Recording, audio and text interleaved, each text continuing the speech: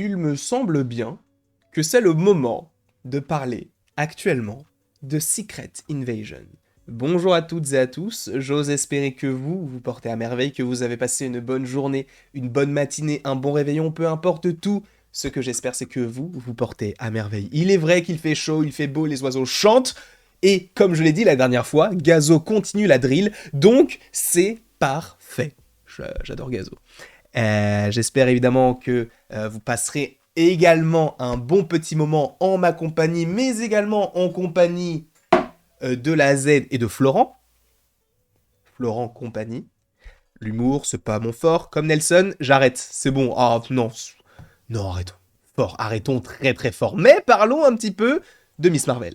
Miss Marvel, on va un petit peu en parler, mais ce n'est pas le sujet phare de cette vidéo, puisque je vous ai dit que nous allons parler de Secret Invasion. Mais pourquoi est-ce que j'ai commencé à te parler de Miss Marvel? Parce que la série est actuellement terminée, en tout cas la saison 1, et c'est pourquoi je te précise cela. Si tu veux regarder cette vidéo dans les meilleures conditions, il faut avoir vu la série Miss Marvel. Parce que, en vrai, je vais te donner des indications sur des choses qui se sont déroulées à la fin de la saison 1, donc fais attention à toi, t'es prévenu, je ne veux pas de tu m'as spoilé parce que j'ai prévenu.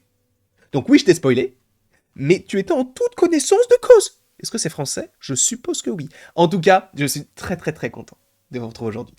Et justement, parlons de cette série Secret Invasion, et on va pas se le cacher, en termes de série pure, c'est la série la plus attendue. On ne va pas se mentir, c'est la seule série pour l'instant qui adapte un arc de comics, c'est pas forcément uniquement tel ou tel personnage. Là où on devrait justement retrouver, selon les dernières rumeurs, au moins, bon, évidemment, Talos et Nick Fury, mais on devrait également retrouver War Machine.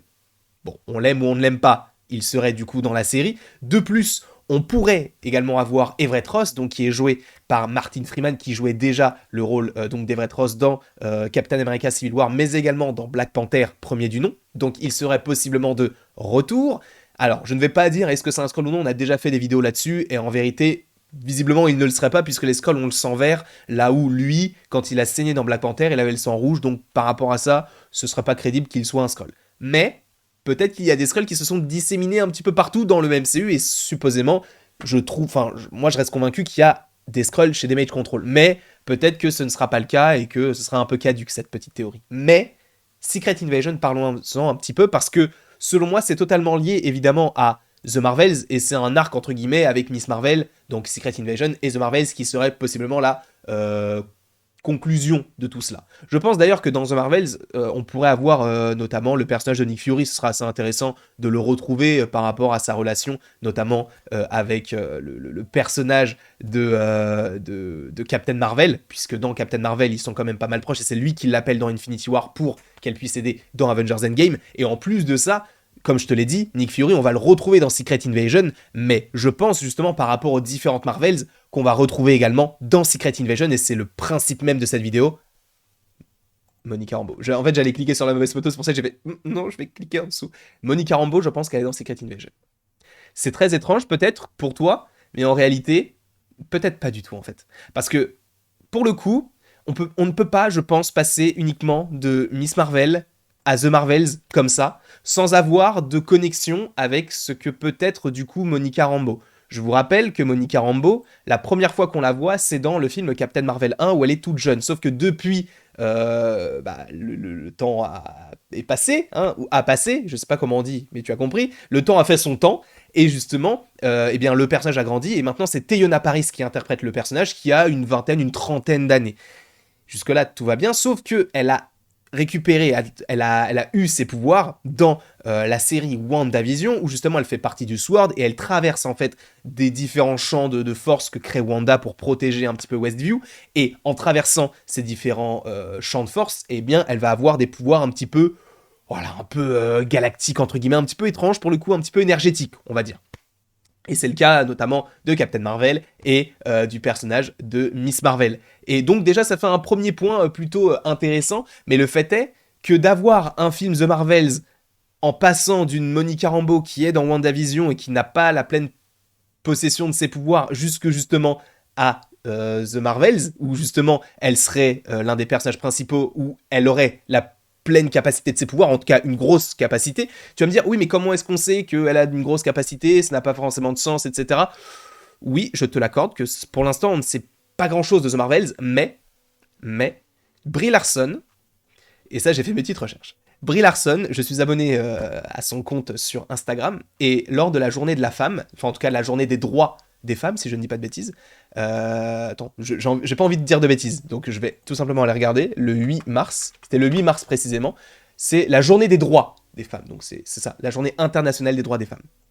Donc, lors du 8 mars, Brie Larson a publié une petite photo sur son Instagram, qui est donc un dessin qui a été fait par Ayerly Mathias.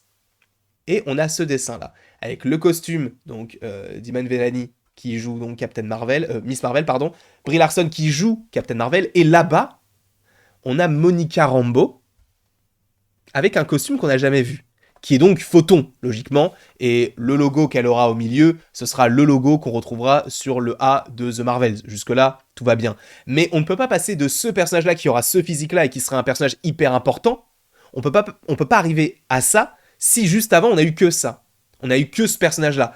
Il nous faut quelque chose entre WandaVision et le film The Marvels pour Monica Rambeau.